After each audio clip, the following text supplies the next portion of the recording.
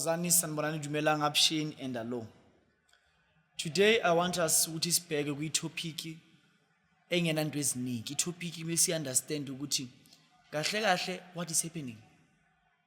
Mkhulu oti mina ngumuntu ngiyaphila but I do not understand this thing yamadlozi, this thing yamathongo, this thing ezingilosi and all those kind of things and whatsoever.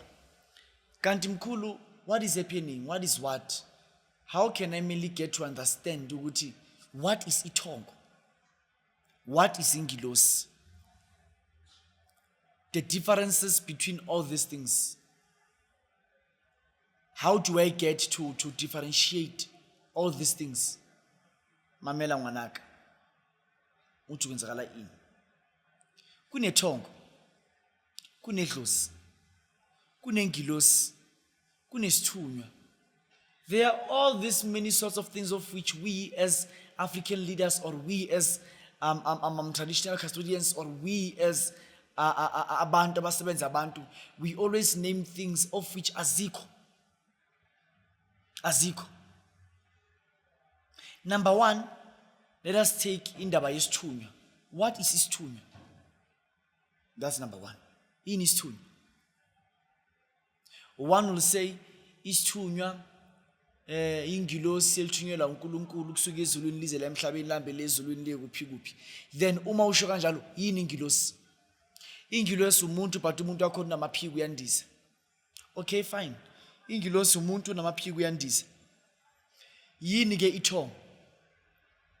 Ithongo idlozi. Yini ke idlozi? Umuntu owashona. Understand or you don't understand ukuthi what is what? Ini yini?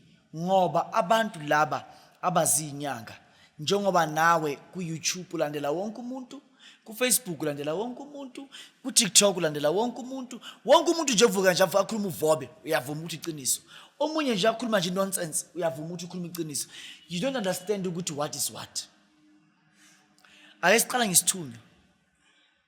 Isithunywa it's anything engaza kuwe in form yokuthi ithunyelwe ukuzosiza wena. Leyo nto leyo isithunywa. For example, you are in a Shembe Nazareth Church. IShembe Nazareth Church, ubaba uShembe unyazi lozulu uyisithunywa. Uyisithunywa kubantu abalandela inkonzo kaShembe ngoba unyazi lezulu njengoba alapha kaShembe. Laba bantu laba basiza ubani unyazi lezulu. So ngamanye amagama unyazi lezulu uyisithunywa kubona. I repeat again. Kunomuntu usebusuku, mawusebusuku ulele, uma ulele uzwa into iklinya. Uma uzwa into iklinya ubona uma wakho evela ithatha lento le ishela le. Mhlawumbe uma wakho wadlula emhlabeni. Lo muntu loyo osethunywe as what? Isithunywa. Not as idlozi, but as in isithunywa. I repeat, as isithunywa. Uhamba ebusuku nabantu bafuna ukuripa, uyagijima uyabaleka, mubaleka bakubamba, kuvela umuntu nje from nowhere afika bathuse babaleke. Leyo muntu loyo uyisithunywa ngoba uthunywe ukuzolekelela wena kuzokwazi ukuthi ube right. Angazi ukuthi uyangizwa ukuthi ngithini na. Insebenzo oyinikwayo ugula uyiphuze ukuthi kwelaphi. Leyo nsebenzo leyo isithunywa kuwena because of ithunyelwe ukuthi izolungiswa lento le damage la kuwena. Leyo ungayazi ukuthi ungayibiza ngani.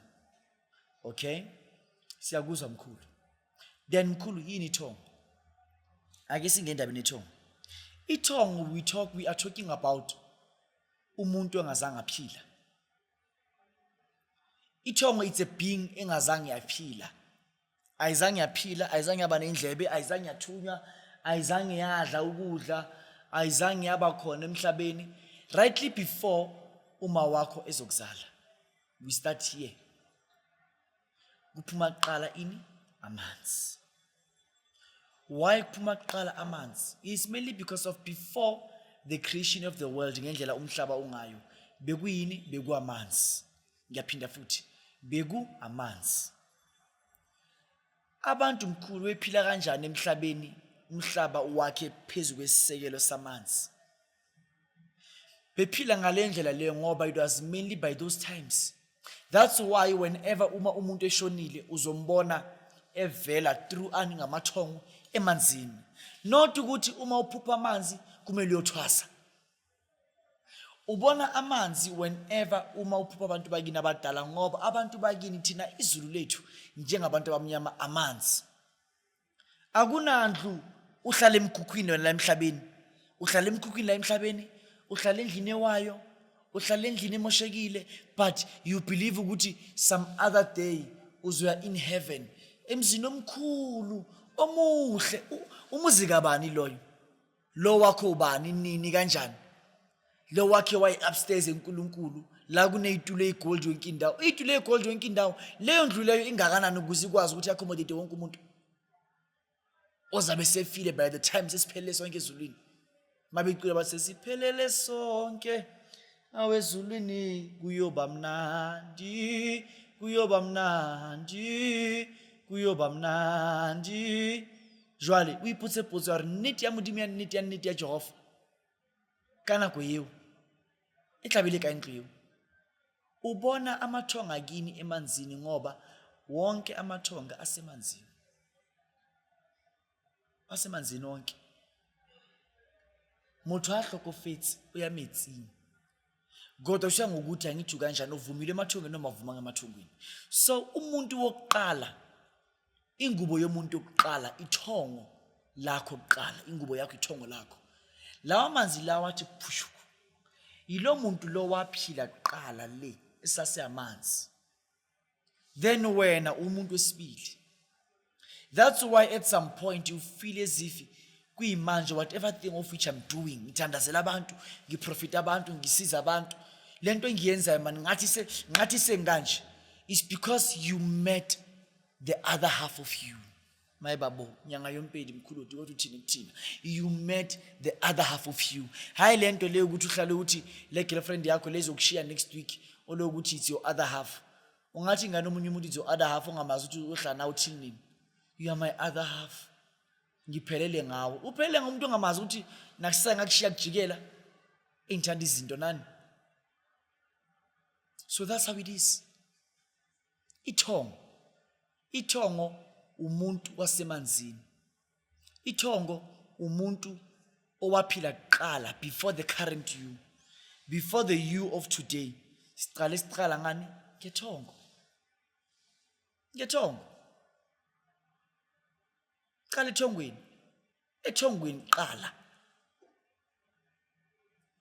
Ethongweni. And idlozi mkhululi yini. Akusibo bonke abantu abamadlozi. I repeat. Akusibo bonke abantu abamadlozi. Umuntu oyingane, umuntu owashona kuyingane akusidlozi. Alinkutlo rikeyo. In an African context, we don't recognize umuntu abantwana abashona babanqane ukuthi amadlozi. That's why abantwana sibageza uma bedlulile. Maqeda kugeza umntwana simfaka ethongweni. We don't recognize abantwana abangayenzanga nix njengamadlozi. Idlozi umuntu owaphila, umuntu owashona ephilile adiyenze motho. Idlozi lelo. But ithongo. Get me straight. Ithongo umuntu ongazange aphila. Abantwana abanqane laba ama stillborn akusidlozi lo muntu loyo. Angeke uzuphahla uthi ingane yami ngiyacela sibusiso nginika amandla ngiphakamise mntwana nami, you forget it. Akusidlozi lelo.